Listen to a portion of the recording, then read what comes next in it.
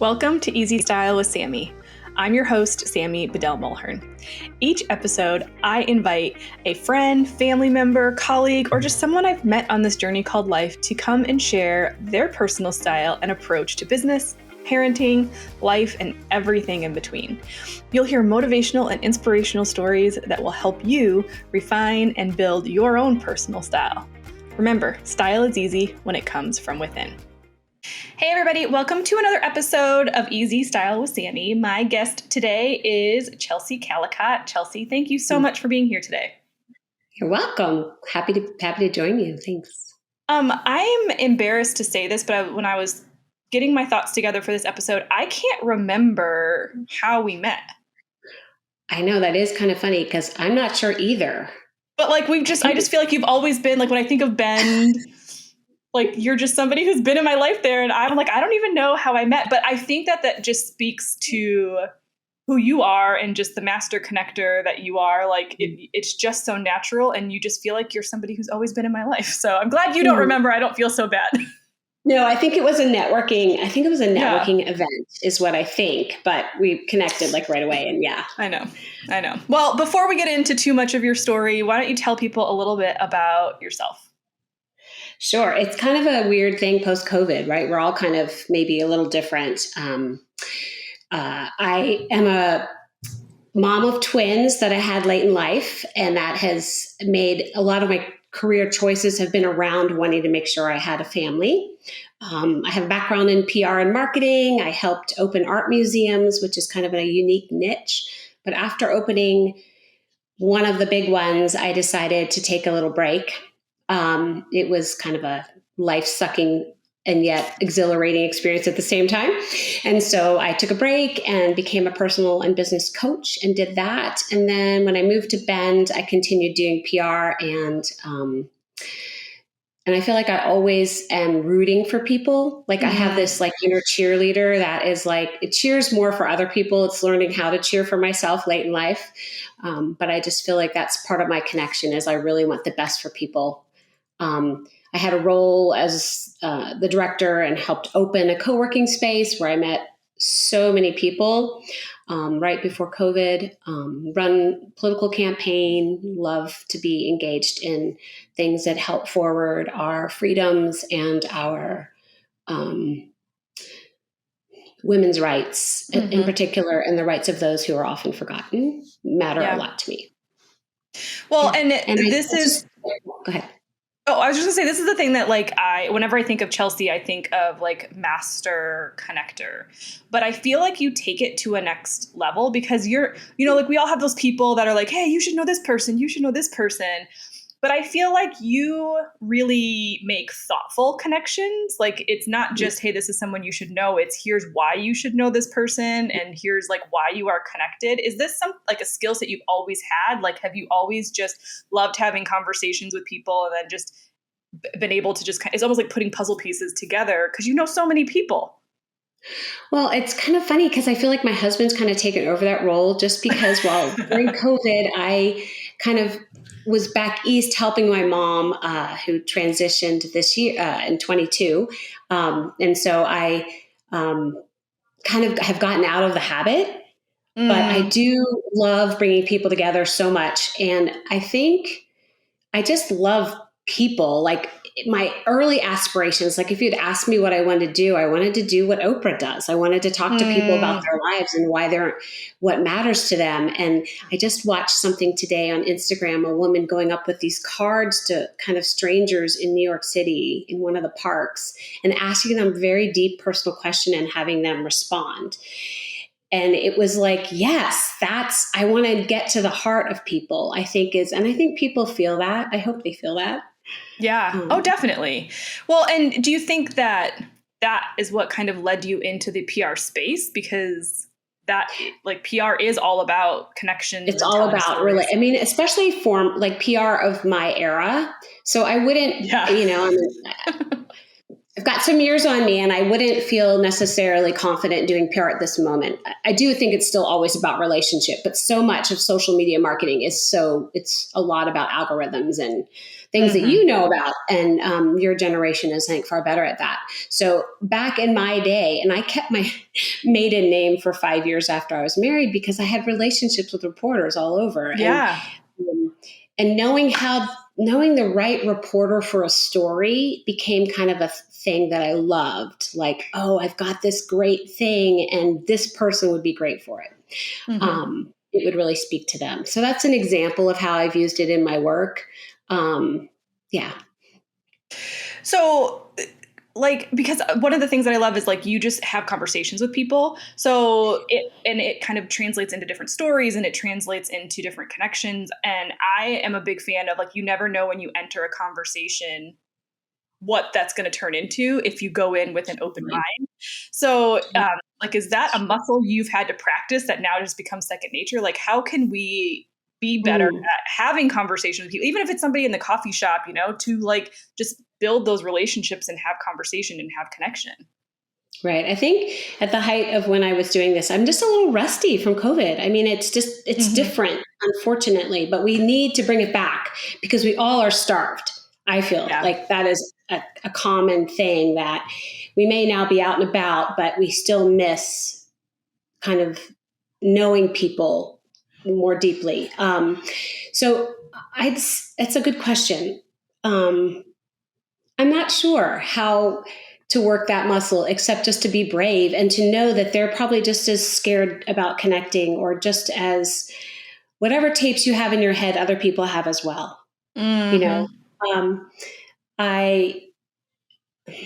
don't really have a good answer for that because it is literally people have said like, I'll be in a grocery store line and I'll definitely make a friend. Like that is, but I've changed a little as I've aged to be a little more of an introverted extrovert. So I am a little more thoughtful about who I reach out to. But yeah, I don't have a great answer other than just be curious. I actually think my husband Preston is way better at this now. And he has like endless curiosity for people. And he has unfortunately taken over the reign of our space of like the ultimate connector because he's still very engaged, even though he's retired. He is a super connector. You are both entrepreneurs at heart. And entrepreneurs, I feel, never fully retire, right? You're always working on something. And I think even though your projects might be different than what they were, I know your brain is always still like thinking about, okay, how could I make an impact here? How can I do stuff here? And that's the entrepreneur brain. So I guess like, is there an experience that you've had in your life that you still look back and go like, wow, I can't believe I got to do that you can kind of attribute back to maybe just the fact that you had a conversation with somebody that took you down a path that maybe you hadn't foreseen on your own? Yeah, that's a really good question.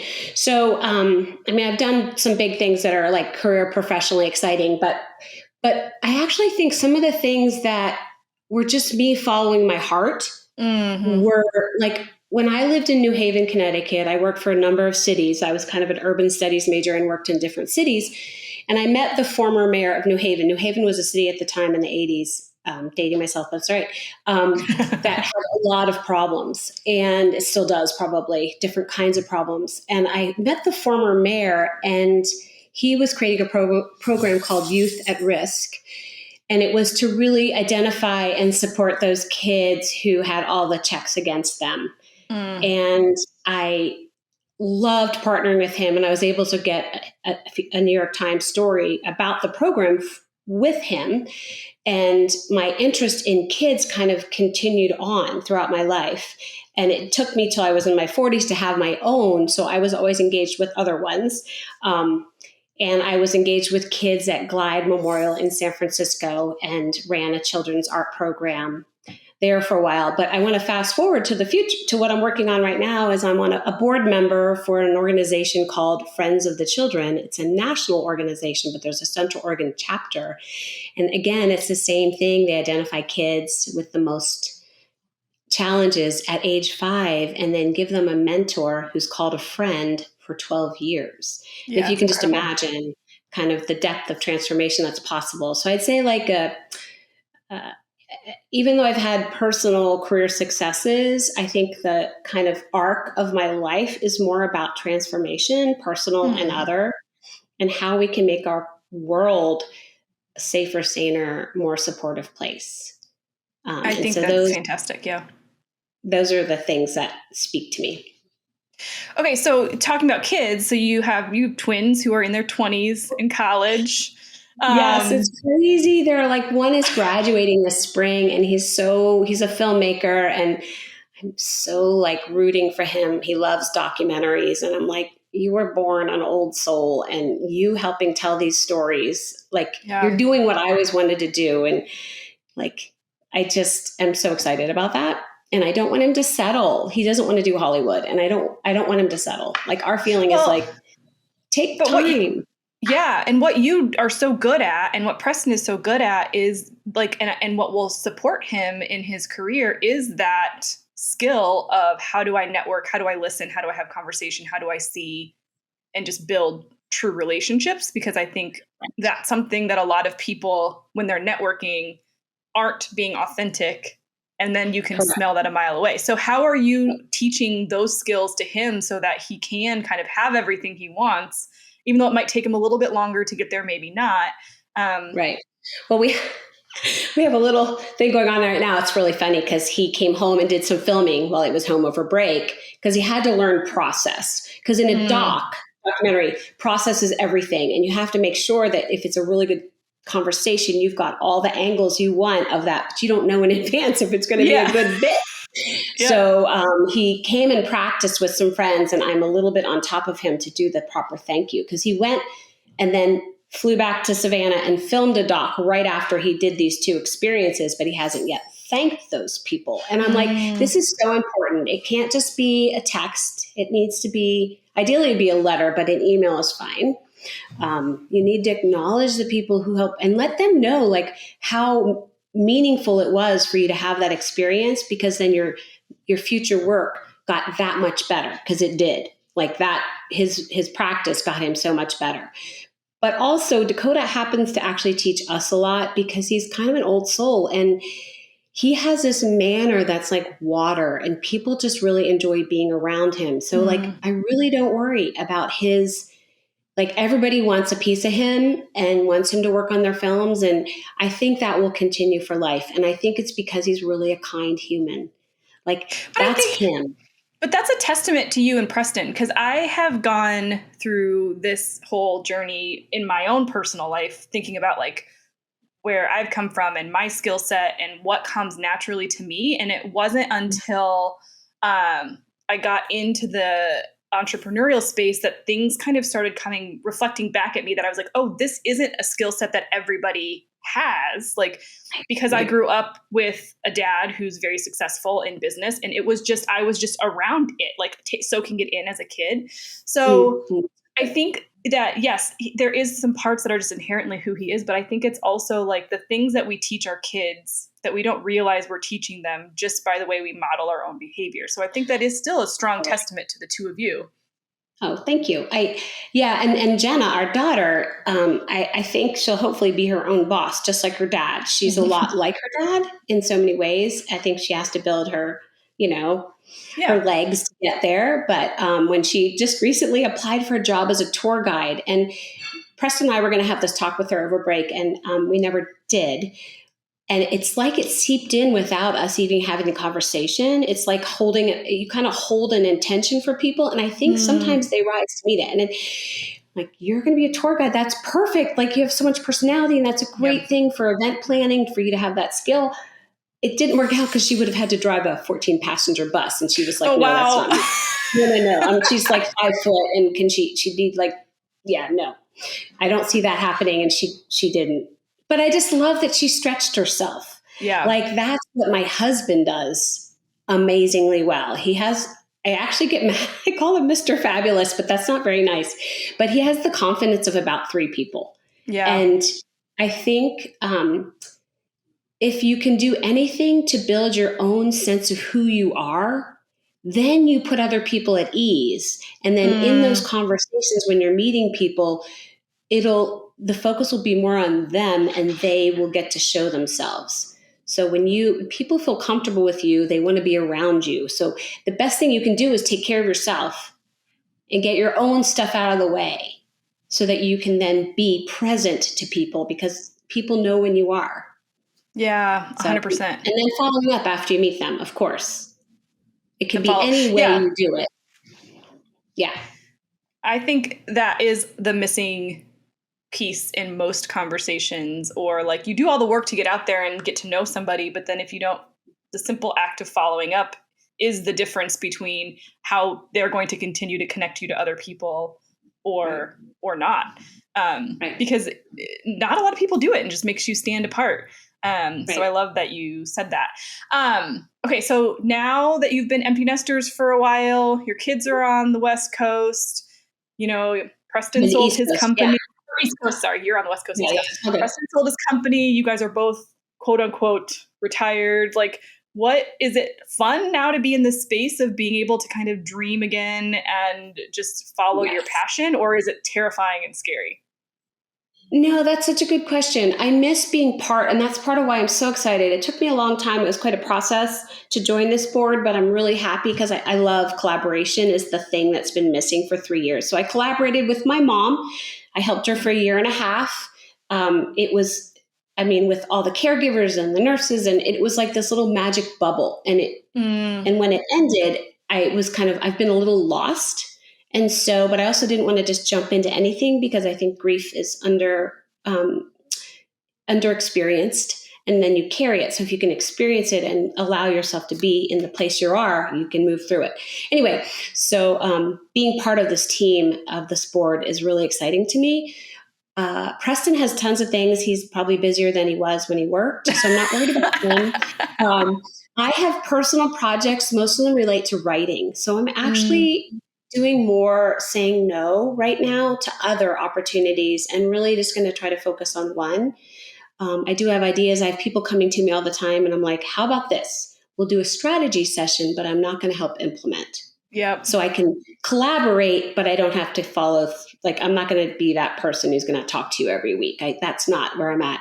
We're also building a house, and we're in the final stages of that. And that's unbelievably, it's stressful and fun at the same time. Mm-hmm. But there's a lot of decisions. I'm in very much decision fatigue. So we're getting away this weekend. And when I leave Bend, I don't think about it. And it's really important right now in this process because, I'm putting tile down, and tile's not cheap. And you just want to make sure it's the right, that you're going to really like it for a long time. So, but it's super fun because we agree on everything about the house. That's amazing. He reigns in the kitchen. The design, everyone that's worked on the house says it's really cool. And I see it as being kind of the net evolution of the two of us as a couple, is a place where we can host groups, help fundraise, have political events, and have fun. It'll be a great gathering place. I love it. And I've always been so in awe of you in just you're so good at that balance of like, nope, not right now. And that's okay. And I think, correct me if I'm wrong, but I feel like you come from such an abundant mindset that you don't, it comes across to me as if you don't feel like if I say no to this right now, it doesn't mean that something like this isn't going to come back to me when the timing is right. Right. Like I do feel that. Yeah. I especially feel that right now because being creative, I've done some personal work recently to kind of open up to my creativity. I've always been super creative. I do not have the organizing brain of you or our mutual friend, Emmy, who kept me on track and gets my systems all working. That's just not the way I think, but I haven't really had the time or resource to just give myself time to explore. I particularly love telling stories to children. So I've been told I don't need an illustrator to go forward with them. So my personal goal this year is to I actually have about 3 that I'd like to finish and get towards either an illustrator or a publishing house or self-publish. That's said, amazing. By next Christmas, I'll have a book to give to some kids in my life. That's a personal goal. And the only way I can do that is to really commit to a daily process. So, and I haven't quite gotten there yet. So I love that. Well, I hope that if you're listening to this, you're just getting inspired by the ability to show up, have conversation, be real, and just do what feels good to you. I think like that's really the message here is trust Totally. yourself, and be true to yourself. The time, like there's been times in my life where I've worked 16 hours a day and helped be part of a team that launched something or someone, the museums, the candidates, the co-working space, the nonprofits, tons of nonprofits. And then there's times where you don't need to give everything away. And I swear the message I'm getting this year for 23, and I don't know if we're collectively exhausted, especially parents with kids during COVID. Like I had such an easy skate through because my kids really went off to college. It wasn't easy for them. And I worry about their generation, but there's like a way we've been programmed that more is always better. And I don't think that's true. And I feel like we're learning to embrace rest and what it gives us when we don't always go for the next like shiny object, and hone our time with each other and our pets and being in nature and our kids. That's the next phase too, of course, is just, I love being a mom of 20 something year olds and having cousins that are the same age. It's so awesome because they're young adults and they're just, anyway, super fun gathering with the family at that age. We've got all these cousins that we hang out with. That's amazing. So okay. So well, you have to have time to do those things, right? Yes. Well, we're going to wrap this up with 5 questions that I ask every guest on our podcast. But where is your go-to place for personal development or learning? Where do you find inspiration? I cannot say enough about Glennon Doyle and We Can Do Hard Things. Her podcast is just, I mean, she just interviewed the vice president. So I think she's the new, sorry, Oprah, move over. So Glennon and Abby and sister, they're just, it seems like their podcasts hit me right where I need to be, like right what I need to learn about. And she recently has done a lot of very deep and more emotional podcasts on therapy and boundary setting, and very powerful. Highly recommend. That's awesome. Yeah, no, it is a great podcast. You kind of alluded to this already, but are you an introvert or an extrovert? I'm now an introverted extrovert. Yeah. Yeah. You know what's interesting is like literally every episode I've recorded, I think people have said almost the exact same thing. Like nobody is identifying on either scale yet anymore. Funny. Yeah. Okay. What is one goal that's on your list for this year, either personally or professionally? Kind of already shared that. So yeah, definitely getting those books done, not just muddling around in the, I love that. What is one of your most favorite pieces of advice you've gotten from someone that stuck with you? It's about habits, daily habits. And I am such a habit breaker. I just don't stick with them. But when I do, so right now I want to learn a language, master my French too this year. And the only way I'm going to do that is to practice it. Like you just have to I have a cousin who's very successful in a business and she has the best healthy habits. So right now I do meditate every morning and it is essential to my well-being that I do that, stop my monkey mind, get in touch with my heart, healthy habit every day. I love it. So that might lead into the next one, which is what's your non-negotiable in your life right now? Yeah. And I think that non-negotiable is kindness and compassion. And it really has to, I'm learning personally that the more compassion I have for myself, the more room I have for others. And that's always been important to me, but also knowing when the boundary has to happen because me being kind to you is hurting me because maybe you're not as healthy as, so I'm just like working that edge a little bit of always being there and yet also really always being there for myself. I think that's such a great point. Like kindness and compassion for another person doesn't equal always saying yes to whatever they need and or agreeing with everything that they believe, right? Like, but we can still show kindness and compassion for people and respecting our own boundaries. I think that's a beautiful message. Yeah. I think when we go out in the world, the more we can do to be an uplifting presence, and that kind of comes from deep within. And Yeah. it can make a difference in everyone's day if you come from that place. And even in the moments of frustration, you remember, oh, I was going to Yeah. do this thing today. I was going to be, whatever. Well, and that was the inspiration and kind of the reason why I wanted to start this podcast was because I know so many wonderful humans like yourself and all the other guests that have incredible stories. And I think when we hear from other people, like, yes, I could interview the vice president. Not really, but like those are also very great and inspirational stories. But I think there's just something about Right. and I don't want to say average in a negative way, but just the normal human who's living day to day and still has amazing things to say and is inspiring people. So I thank you for coming on and sharing Absolutely. your story with everyone. And if people want to connect with you more or see more about what you're up to, make sure they get your children's book when it launches. How do they do that? Mostly I'm active on Instagram, and gosh, what is my handle? I don't know. Chelsea Callicott. We'll link it up. We'll link it up in the show notes. That'd be great. Thank you. Yeah. Awesome. Well, any final words? Otherwise, Chelsea, thank you so much for being here. No, I just thank you for doing this. During COVID, I actually started my own show called Hey Neighbor, and I was interviewing people. And then unfortunately for me, I allowed the changing conversation around race and equity and justice to derail me because I didn't know if I was the right person to be having a voice, even though I was giving voice to others. So I just say, don't let your dreams be derailed. Go after them because they're there for a reason.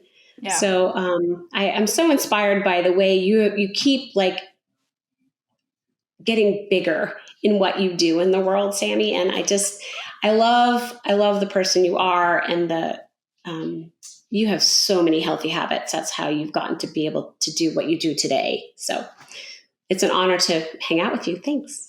I appreciate those kind words. And Chelsea, thank you so much for being on the podcast. Absolutely.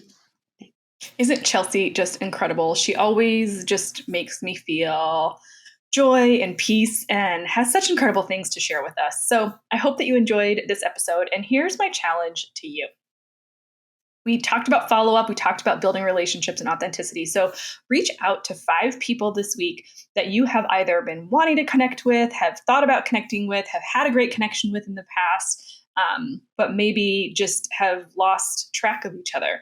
And this doesn't have to be business relationships. This could be personal as well.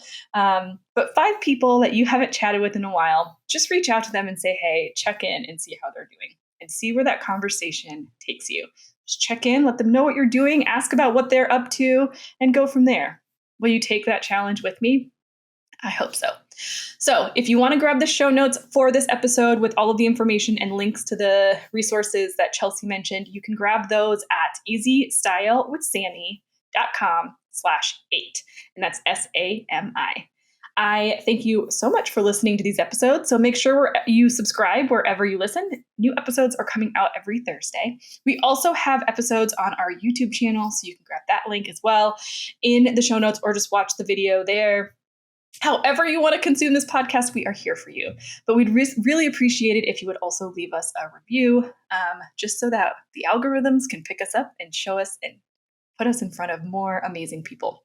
I thank you so much for listening, and I hope you have a great week. We'll see you in the next one.